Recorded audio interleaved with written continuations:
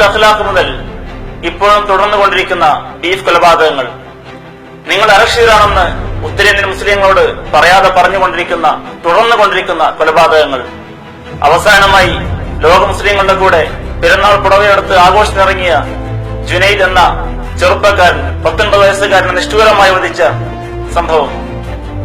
രാജ്യത്തെ പ്രതിപക്ഷ മതേതര പ്രസ്ഥാനങ്ങൾ ഈ സാഹചര്യത്തെ വേണ്ടവിധം കൈകാര്യം ചെയ്തിട്ടുണ്ടോ എന്ന കാര്യം സംശയമാണ്. പീഡിതരുടെ കൂടെ നിൽക്കുന്ന മുഴുവൻ ആളുകളെയും ഗോമാതാവിനെ അധിക്ഷേപിക്കുന്നവരാണെന്ന് പ്രതീതി ഉയർത്തി രാഷ്ട്രീയ മുതലെടുപ്പ് നടത്താൻ ശ്രമിക്കുന്ന സംഘപരിവാർ ഇത്തരം സംഭവങ്ങൾ ന്യൂനപക്ഷങ്ങളെ അരക്ഷിതരാക്കുന്നു, സംഘപരിവാർ രാഷ്ട്രീയം കളിക്കുന്നു.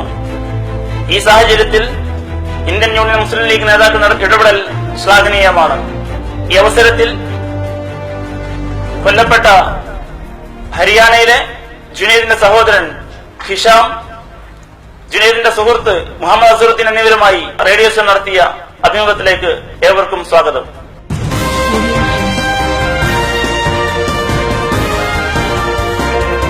ഞങ്ങളുടെ സഹോദരൻ ജുനൈദ് വളരെ സങ്കടകരമായ അവസ്ഥയിൽ പെരുന്നാൾ തലേ ദിവസം വധിക്കപ്പെട്ടു.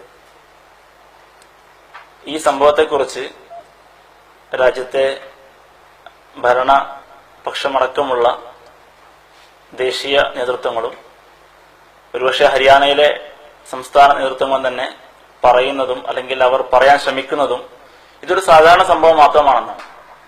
ഇതിൽ മറ്റു രാഷ്ട്രീയമോ വിഭാഗീയതയോ വർഗീയതയോ അങ്ങനത്തെ ഒരു വിഷയവുമില്ല എന്നും ഒരു ഉയർത്തി തീർക്കുന്നു. എങ്ങനെയാണ് നിങ്ങൾ ഈ സംഭവത്തെ കാണുന്നത്? അവർ പറയുന്നത് പോലെ ഒരു കേവല സംഭവം, ഒരു സാധാരണ സംഭവം മാത്രമായിട്ട് നിങ്ങൾ ഇതിനെ കാണുന്നുണ്ടോ?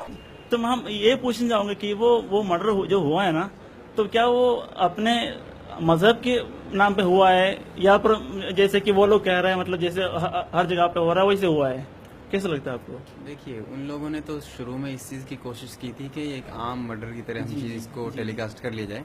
कुछ मीडिया वालों ने इस चीज की न्यूज को दिखाया भी था आज तक वगैरह, लेकिन लेटर ऑन हमने उसको क्लेरिफाई किया कि इज तरह नहीं है, एक आइडेंटिटी अटैक है। अब आप ये देखिए कि अगर आपके सामने कोई बंदा खड़ा है और उसके जो एक्सटर्नल अपीयरेंस और रिलीजियस है, he is having beard and school cap, and अगर कोई बंदा उसका सर से टोपी उतारता है, नीचे पटकता है, उसकी इस तरह रगड़ता है और दाढ़ी पकड़ने की कोशिश करता है और उसके बाद आपको पाकिस्तानी कहता है, एंटी नेशनल कहता है, बीफ ईटर कहता है, गाय का गोश्त खाने वाले, तो सच टाइप ऑफ कम्युनल जो स्टेटमेंट जो हल किए गए थे, तो ये तो एक आम इंसिडेंट नहीं है। ये तो ये हुआ ना कि आपके सामने एक पर्टिकुलर रिलीजन का कोई बंदा खड़ा, आप इसको उसकी रिलीजियस आइडेंटिटी आपको पसंद नहीं है, which is the totally against our basic tenets of the constitution. तो ये तो कॉन्स्टिट्यूशन का खिलवाड़ हुआ, क्योंकि इसको आम कैसे ले सकते हैं? एक आम होता है कि आपके टू पार्टीज के बीच में किसी बात पे झगड़ा हो जाता है, लेकिन ये झगड़ा नहीं था, सीट का मैटर नहीं था। जुनैद से किसी ने सीट मांगी, बुजुर्ग ने, जुनैद ने उसको सीट दे दी वेरी रिस्पेक्टफुली। उसके बाद अब आप ये देखिए कि भीड़ उसको धक्का मारती है, जुनैद गिर जाता है। उसके बाद जब दूसरा बंदा उसके ऊपर इसके ऊपर हाशिम की टोपी उतारता है, इसकी दाढ़ी पकड़ने की कोशिश करती है, उसको पाकिस्तानी कहते हैं, एंटी नेशनल कहते हैं, बीफ ईटर कहते हैं। उसके बाद जब वो कहता है कि आप गाय का गोश्त खा गए हैं, तो वो जो जिस बंदे को सीट दी थी जुनैद ने जिस बंदे को सीट दी थी और जुनैद उसके लिए खड़ा हो गया था, वही ऐसी नफरत उगलता है कि जुनैद को ही सबसे पहले घुसा मार। तो ये आम चीज थोड़ी नहीं है। एक आपको इतनी इज्जत से सीट दे रहा है, वो आप उसके बदले में उसको घूसा मार रहे हैं। देखिए, हम 4 बंदे थे। अच्छा, 2 पैंट शर्ट पहनने की थी, अच्छा, 2 कुर्ता पायजामा टोपी लगा रहा था। जो पैंट शर्ट पहन के बैठा हुआ था हमारे साथ, उससे कुछ नहीं बोला। अच्छा, वो भी हमारे साथ ही था, हमारे दोस्त थे, मुसलमान है, मुसलमान भी है। और मैं टोपी लगाया हुआ हूँ, फिर मुझसे बोल रहा तुम मुसलमान हो, बीफ खाते हो, पाकिस्तानी हो, टोपी हटा के पहन। मतलब दिखने में मतलब मुसलमान लगता है हाँ, वो वो अच्छा। पैंट शर्ट पहनने की थी, उससे कुछ नहीं बोला। मैंने टोपी लगा रखी थी, दाढ़ी है, इसलिए मेरे से बोला तुम मुसलमान हो, पाकिस्तानी, देशद्रोही हो, बीफ खाते हो। ये 4 लोग थे। अब आप ये देखिए कि ये 4 लोग थे, उन 4 में से जो सबसे ज्यादा चोट आई है, जो चाकू मारे गए वो उन दोनों को, जिसने टोपी और इसकी दाढ़ी टोपी थी, उसने टोपी पहन रखी थी, उन 2 बंदों को सबसे ज्यादा चाकू मारे गए। और जो 2 बंदे थे वो भी मुस्लिम ही है, हम ये नहीं कह रहे हैं, लेकिन वो मुस्लिम है, लेकिन उनके एक चाकू तक नहीं मारा उनके। तो ये इससे क्या जाहिर होता है?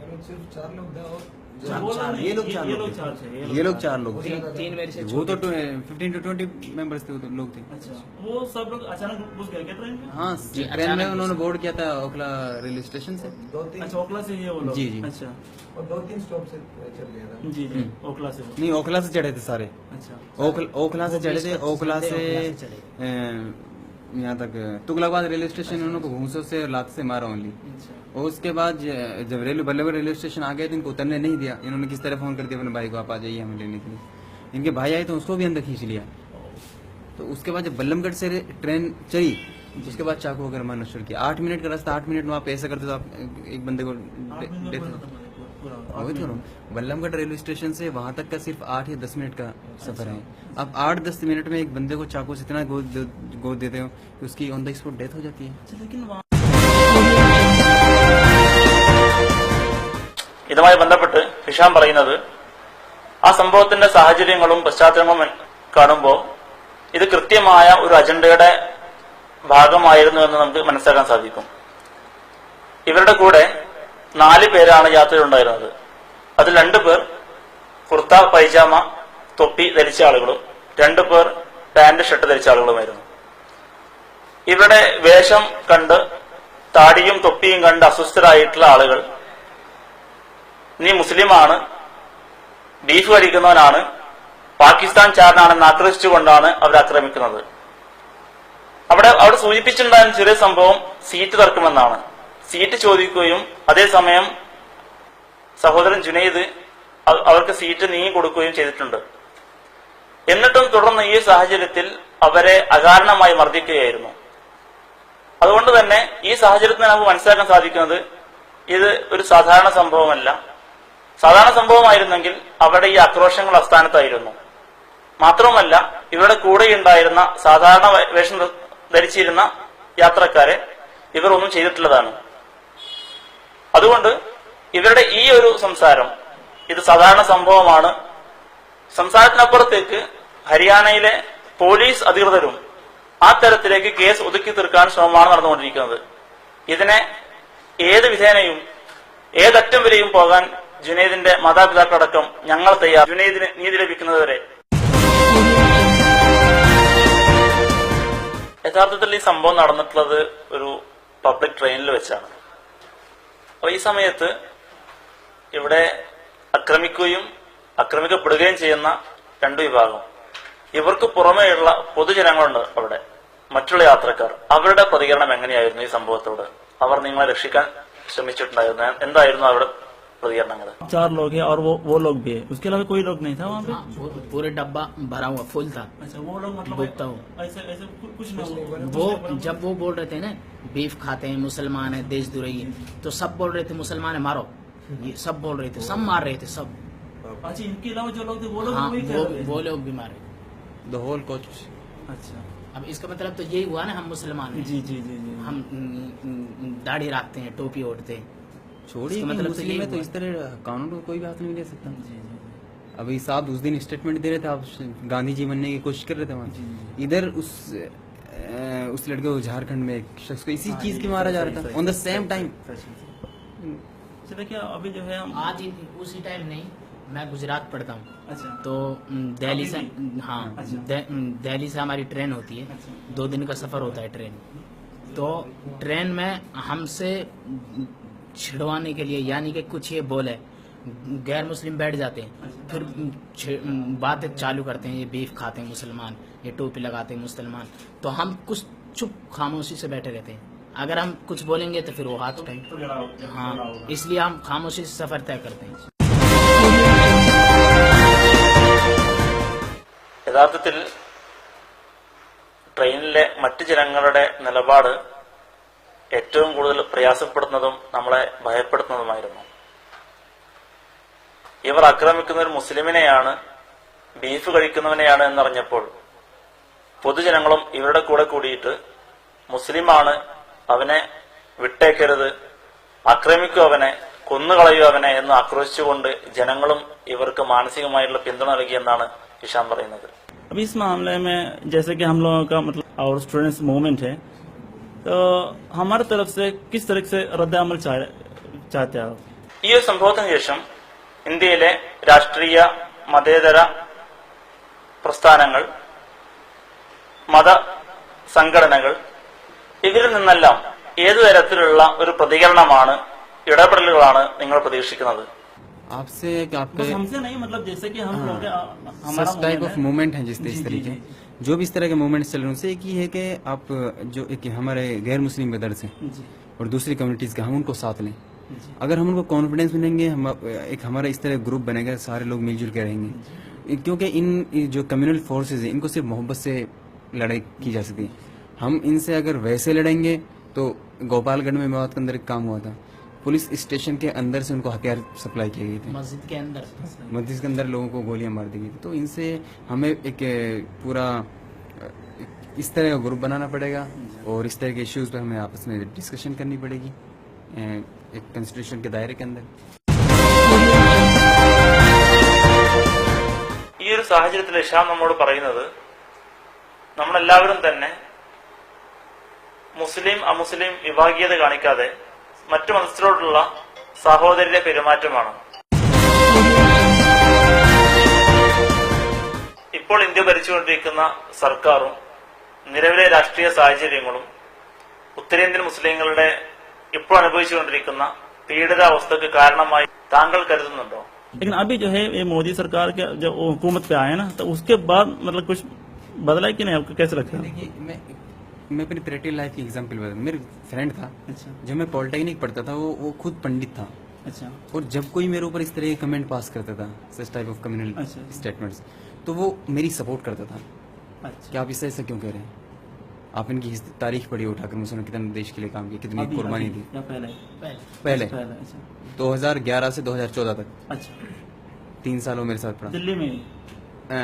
गुड़गांव से आगे एक अच्छा, मानेसर है, जी। गुड़गांव से आगे मानेसर, वहाँ गवर्नमेंट पॉलिटेक्निक था। उसके बाद जब मैं यहाँ आया सोनीपत, वो एरिया सोनीपत से ज्यादा खतरनाक था अच्छा मानेसर इन मामलों में, लेकिन उसके बावजूद उस वक्त इस तरह माहौल नहीं था, लेकिन सोनीपत उससे सेफ है।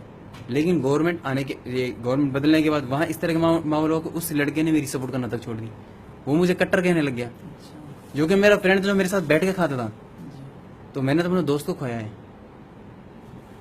वो कब से है वो? वो 6 साल से मेरे साथ रह रहा है। नहीं मतलब ये उसका वो तो तब्दील हुआ है ना, वो हाँ, कब अब से? हुआ है, अब हुआ है गवर्नमेंट मतलब 3 साल से। गवर्नमेंट, हालांकि उस वक्त भी मुझसे और उस वक्त भी मुझसे इस तरह बातें करता था, तो अब बात है, तो आइडियोलॉजी चेंज होती है।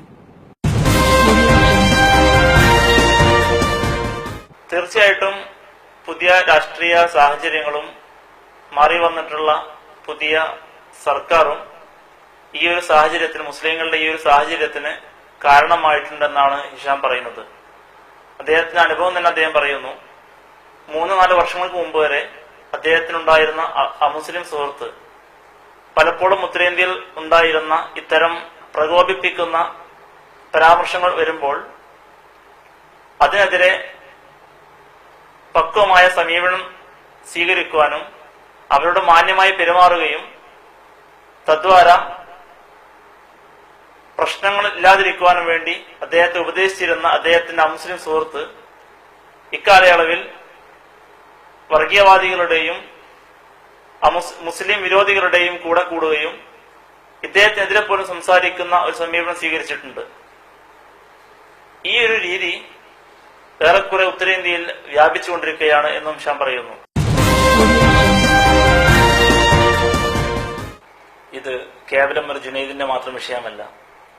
മതേതര രാജ്യമായ ഇന്ത്യയിൽ വർദ്ധിച്ചു വരുന്ന സാമുദായിക ധ്രുവീകരണ ന്യൂനപക്ഷ പീഡനങ്ങൾക്കെതിരെ നമ്മൾ കൃത്യമായി ശ്രദ്ധിക്കേണ്ടതുണ്ട്.